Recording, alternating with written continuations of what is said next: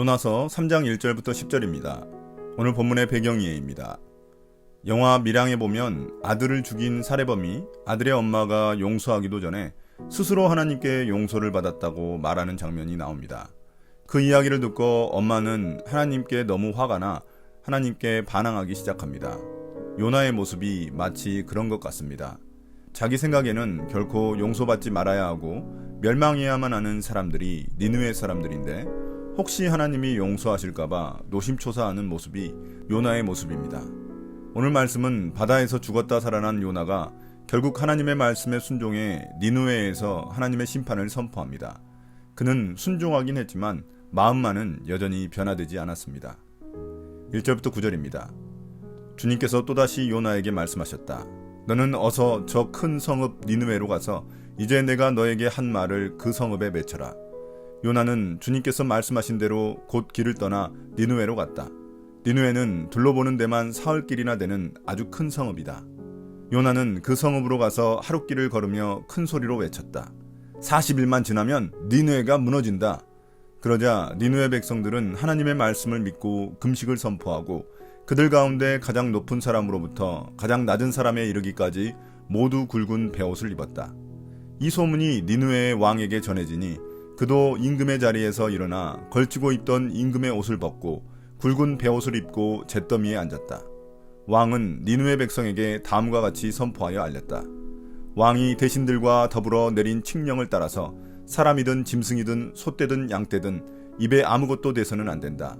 무엇을 먹어도 안 되고 물을 마셔도 안 된다. 사람이든 짐승이든 모두 굵은 베옷만을 걸치고 하나님께 힘껏 부르짖어라. 저마다 자기가 가던 나쁜 길에서 돌이키고 힘이 있다고 휘두르던 폭력을 그쳐라. 하나님께서 마음을 돌리고 노여움을 푸실지 누가 아느냐. 그러면 우리가 멸망하지 않을 수도 있다. 바다에 빠져 죽을 뻔하다 물고기 뱃속에서 살아난 요나가 다시 주님의 명령대로 니느웨로 가서 하나님의 말씀을 선포합니다. 성경은 니느웨가 얼마나 큰 성이었는지 설명합니다. 성을 둘러보는 데만 사흘길이 걸렸다고 하니 엄청 크고 번성한 성읍이었을 것입니다.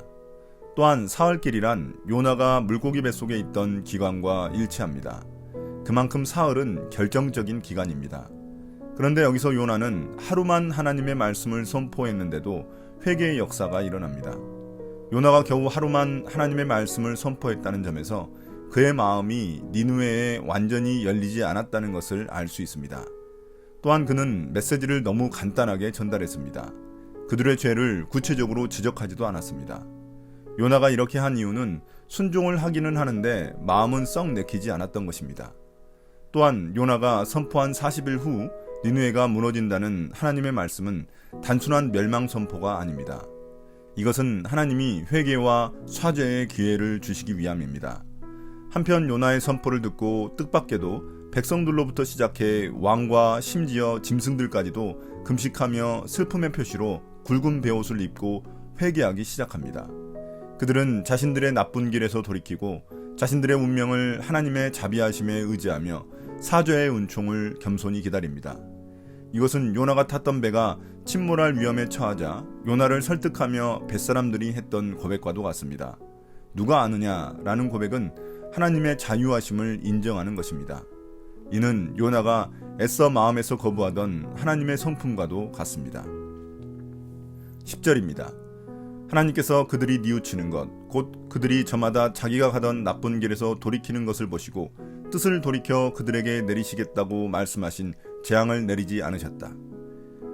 성경에서 죄를 고발하고 심판을 선포하는 예언자 앞에서 자신의 죄를 인정하고 뉘우친 왕은 손에 꼽을 정도입니다. 도리어 왕들은 예언자들이 선포한 하나님의 말씀을 무시하고 거역하고 예언자들을 핍박하기 일쑤였습니다. 그런데 니느웨 왕이 이렇게 회개하고 자신을 낮춘 사건은 매우 놀라운 일입니다. 이런 니느웨 백성들의 참된 회개, 즉 마음을 찢고 악한 행동을 돌이키는 모습을 보고 하나님은 자신의 뜻을 돌이키시고 그들에게 재앙을 내리지 않으셨습니다. 오늘의 묵상 포인트입니다. 첫 번째, 하나님은 누구신가? 하나님은 사랑과 긍휼이 넘치시는 분이십니다. 니느웨에게 심판을 선포하시지만 그들이 회개하자 자신의 뜻을 돌이키셨습니다. 우리의 죄악보다 하나님의 사랑과 긍휼이 더 크기 때문입니다.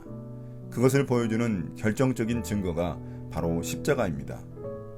두 번째, 내게 주시는 교훈은 무엇인가? 최소한의 순종은 불순종과 같습니다. 요나는 하나님의 마음을 알고 있었으면서도 최소한의 순종만 하여 자신의 뜻을 관철시키려 했습니다. 우리의 순종은 어떻습니까? 하나님의 마음을 알고 적극적으로 하는 순종입니까? 아니면 마지못해 하는 순종입니까? 오늘의 기도입니다. 주님, 내 뜻대로 하나님이 움직이실 것이라는 착각에서 벗어나게 해주십시오.